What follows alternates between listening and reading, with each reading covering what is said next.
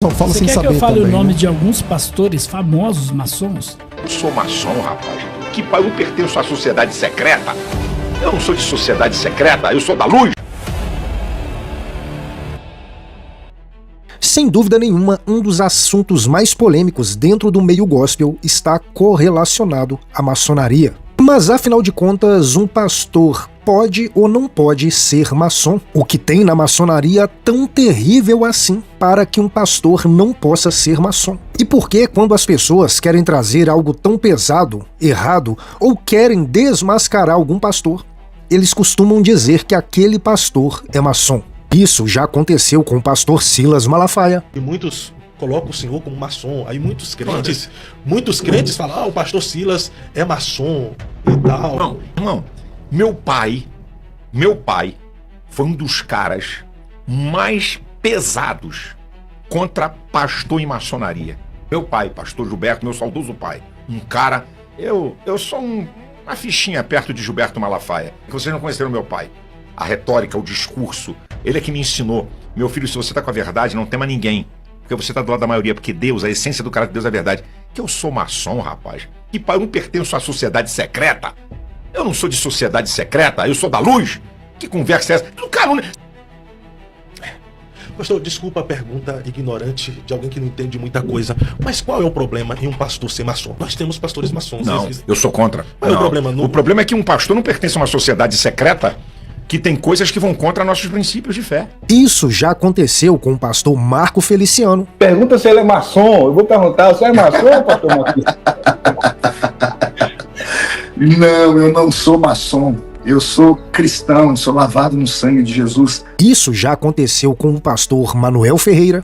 Mas eu falo abertamente, Manuel Ferreira é maçom, o camarada que escreveu vários hinos da harpa, Macalão. Nesse vídeo você vai ver o pastor Joaquim de Andrade em um debate com o pastor César Cavalcante. Ele acabou abrindo o bico, revelou nomes fortes de pastores maçons, e eu tenho certeza que isso vai dar o que falar. Então fique comigo até o final desse vídeo. Prepare-se, porque o que você vai ouvir aqui é muito forte. E para você ter o nosso conteúdo em primeira mão quando ele sair, se inscreva no canal, ative o sininho, coloque para receber as nossas notificações e vamos ao vídeo. Interessante, César, porque a maçonaria, ela começa, com dois pastores. A maçonaria moderna, ela começa com dois pastores em Londres, na Inglaterra. Então, maçom, Então, peraí, vamos lá. Como é que começa a maçonaria com dois pastores? na realidade, a maçonaria... Que século? 1717, em Londres, na Inglaterra. 1717. Então a maçonaria nem é da França. Não, Eu interessante, Porque, na realidade, a maçonaria, eles dizem que é antiga, que Salomão foi maçom, Não, mas etc, Aí eles vão argumentar essa questão. Mas a maçonaria moderna, como nós conhecemos, ela começou no dia 24 de junho de 1717, com dois pastores. James Anderson, ele era anglicano, e o Jean Théophile Desaguliers, um huguenote francês. E aí, a alegação é que a maçonaria é uma sociedade beneficente, benemérita, não é uma sociedade religiosa. Como eu falei aqui, infelizmente eu vi até o Nicodemos dizer que a maçonaria não é religião. Bom, vamos ver se ela é ou não. A Presbiteriana do Brasil antigamente podia ser maçom, agora parece que também já não pode, mas eu tenho aqui, parece inclusive, que o documento da presbiteriana, e eu acho a posição dela muito complicada. Atual? Sim, porque mas eu acho complicada. atual elas proíbem, não proíbem? Eu vou explicar o porquê eu acho complicado. Antes disso, a gente não pode esquecer do reverendo Eduardo Carlos Pereira, que lá em 1900 e alguma coisa se posicionou contra a maçonaria dentro da igreja presbiteriana. Ele era da igreja presbiteriana do Brasil. Aí o que aconteceu?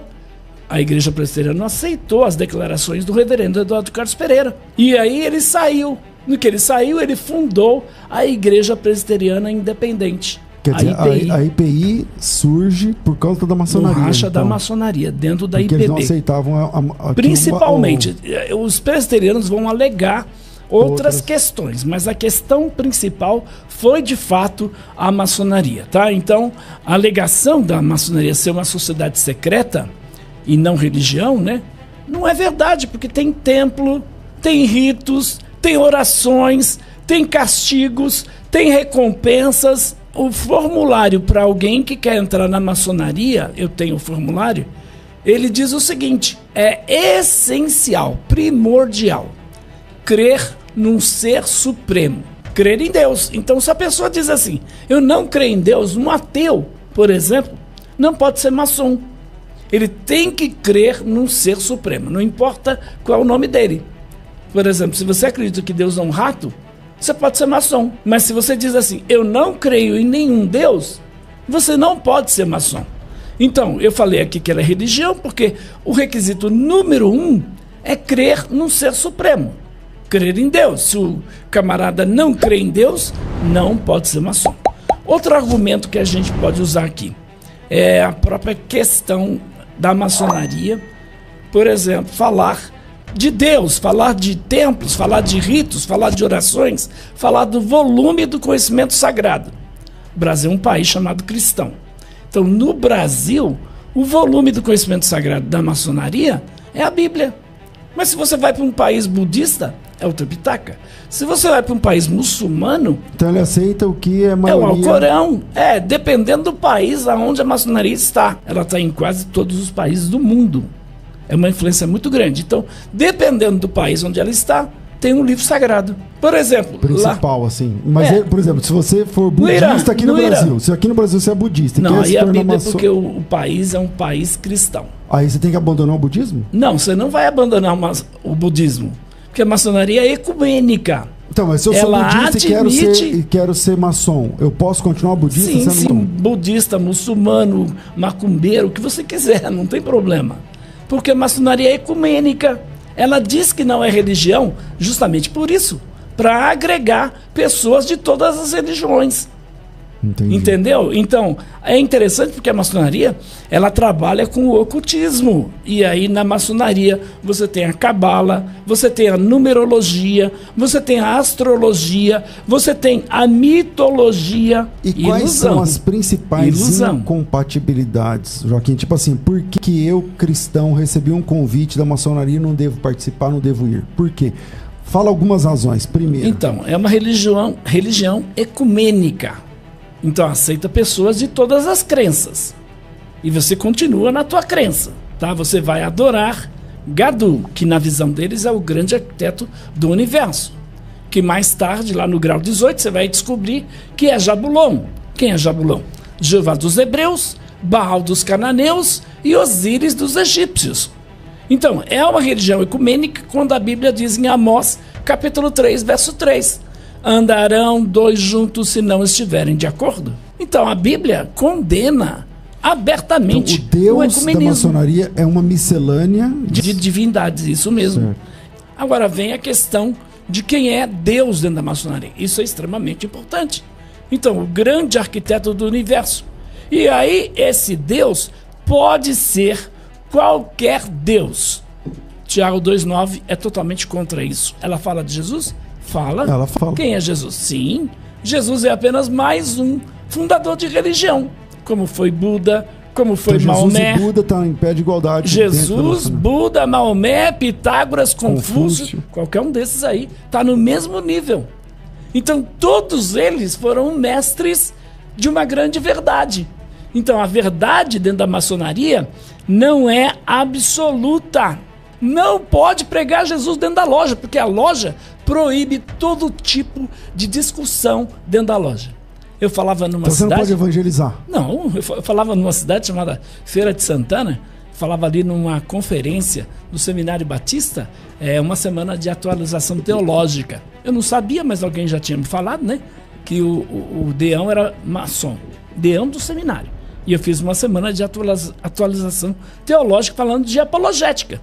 Aí um aluno falou para mim assim, pastor, e a maçonaria? Eu disse, a maçonaria é uma seita ocultista. Aí ele diz assim, mas qual é o problema de um cristão ser maçom? Eu apresentei os problemas. Aí, depois da minha palavra, o Deão tomou a palavra e disse assim, todo mundo aqui na cidade sabe que eu sou pastor batista, sabe que eu sou o Deão do seminário e sabe que eu sou maçom. Eu estou ali dentro da maçonaria para fazer um trabalho de evangelização aos meus irmãos maçons. Aí eu perguntei para ele, quantos maçons você já tirou da maçonaria? Ele disse, por enquanto nenhum, estou fazendo um trabalho de formiguinha lá dentro. Não é verdade, não pode falar de Jesus lá dentro. Não pode pregar Jesus. Pode falar lá é dentro, proibido. mas, por exemplo... não, a pode falar dele como um líder religioso. Você pode falar dele como uma boa pessoa, mas dizer que ele é a salvação, caminho, a verdade e a vida, mas não. Uma vez que a pessoa tem esse vínculo, ele pode falar de Jesus para os amigos dele fora da loja, né? Sim, aí fora da loja, mesmo que ele fale, ele vai estar transgredindo a ordem da loja. Porque a ordem da loja não é para ele falar de Jesus para eles, é não falar. É proibido dentro da loja toda e qualquer discussão sobre religião. Nem o muçulmano pode dizer que Maomé é o profeta de Deus, o único profeta de Deus. Que Alá é o único Deus. Não pode, porque a religião é ecumênica. Entendi. Então a religião, a maçonaria, proíbe toda e qualquer discussão religiosa dentro da loja. Agora, se você tem um amigo e você é maçom e seu amigo também e quer falar para ele, aí é outra história. Mas mesmo assim você está impondo a sua religião, porque eles proíbem, tá? Agora vamos imaginar o pastor da igreja evangélica, Assembleia, da igreja Betesda lá, o pastor da igreja Betesda.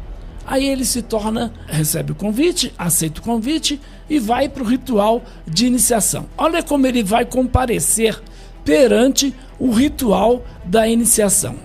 Coloca aí esse cidadão que está com a venda nos olhos, por favor. Olha como ele vai comparecer na loja no dia da iniciação dele. É assim que ele aparece? Desse jeito. Hoje é assim? Desse jeito aí. Então, ele tem que estar com o peito desnudo, por quê? Porque ele vai se apresentar para os seus irmãos. Tem que ser transparente. Ele está, por exemplo, com o seu joelho descoberto. Por quê? Porque ele vai dobrar o joelho no lugar sagrado, que é a loja maçônica. Ele está com a venda nos olhos, por quê? Porque ele é um cego, seria isso? Porque ele está em trevas, ele é um profano, ele é um neófito. Como, César? Eu te pergunto, como? É como alguém está em Cristo. Imaginar um pastor numa situação dessa. E tem uma corda, ele é levado lá por intermédio daquela corda.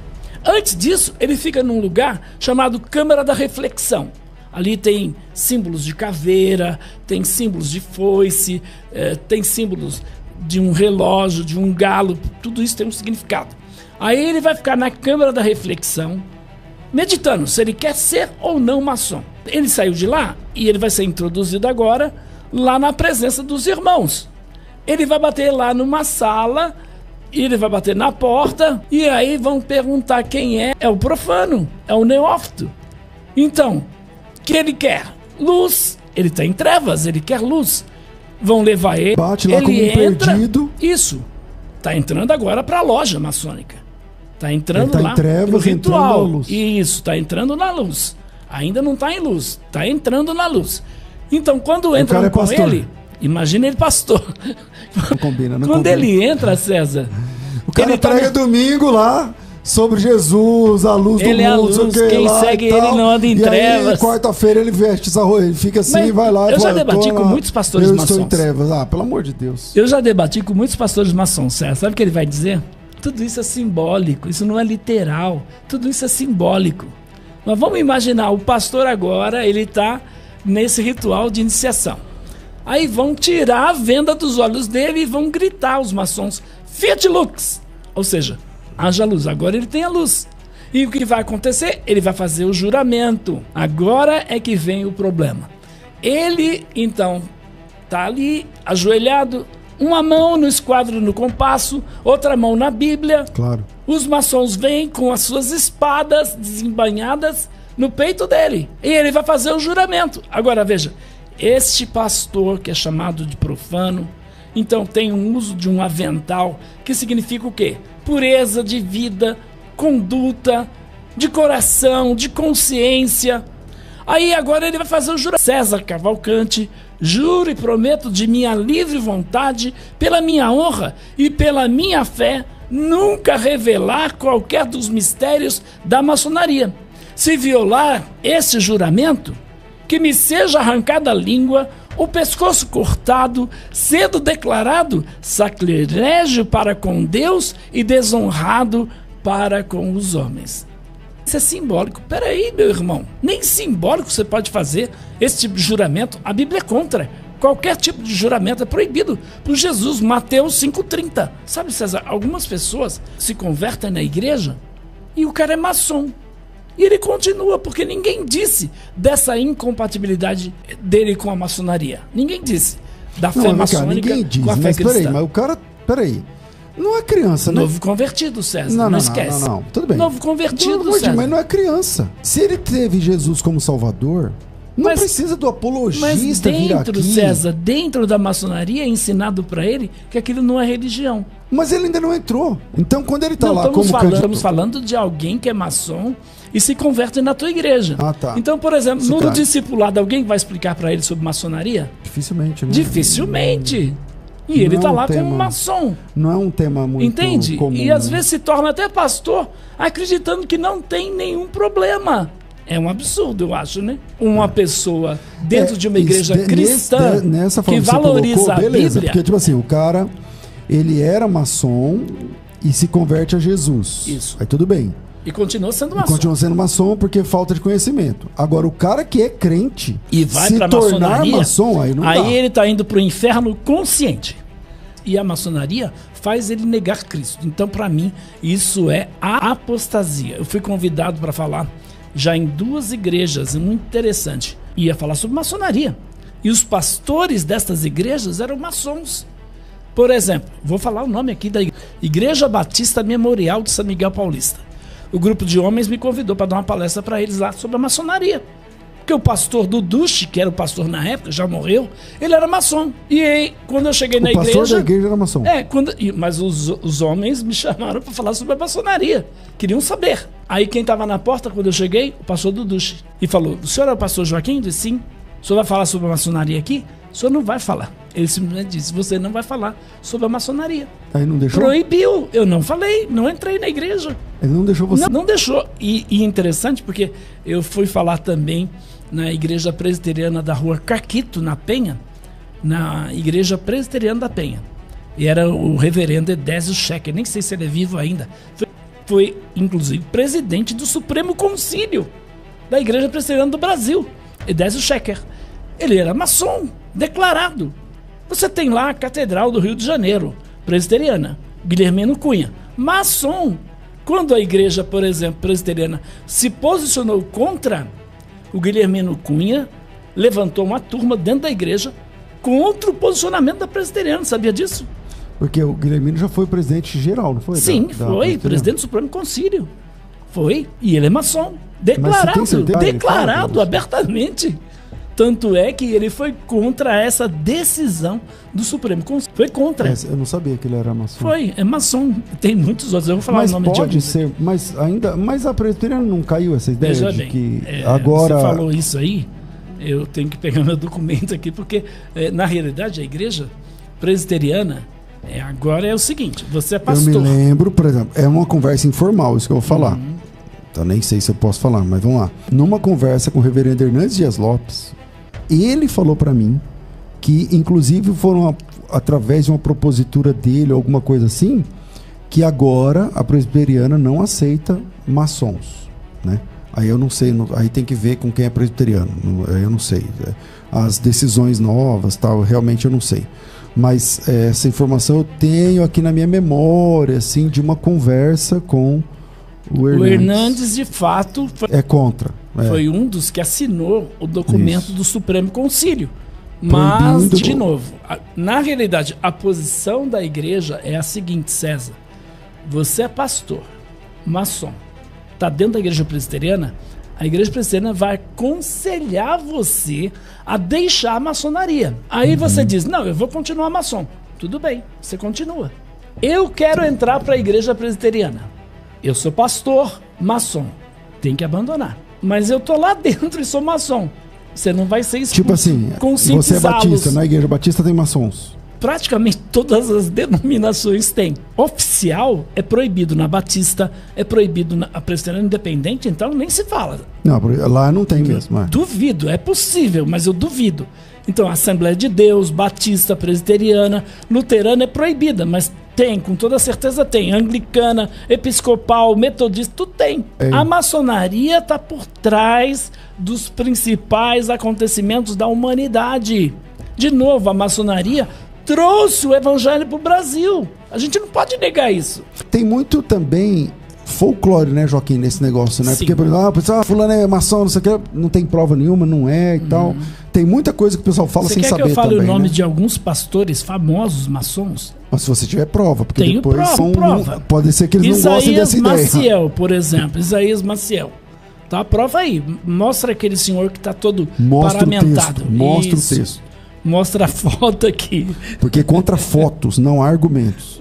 Não. Quem? Esse aí é um outro lá de Goiás. Olha o Fanini aí, ó. Esse aí é o Nilson do Amaral Fanini. Pastor Batista. Pastor Fanini. Olha ele aí, ó. Isaías Maciel. Esse é pastor. É, ele pastor. É da onde? Do Rio de Janeiro. Foi senador, inclusive, se eu não me engano. Mas ele é de qual igreja? Não sei, agora eu não sei a igreja dele. Mas a gente tem vários outros. João Campos, deputado. Tem o Kester, também tudo da Assembleia de Deus de Madureira. Tem vários, infelizmente vários. Aquele que foi preso lá, o Cunha. Eduardo Cunha. Isso. É maçom. Eu não sei se ele é assembleiano, não. Acho que ele não é Madureira. Se você chegou até o final desse vídeo e ainda não se inscreveu, se inscreva, ative o sininho, coloque para receber todas as nossas notificações. Esse é o canal M.Gospel e eu estou esperando por você aqui no próximo vídeo.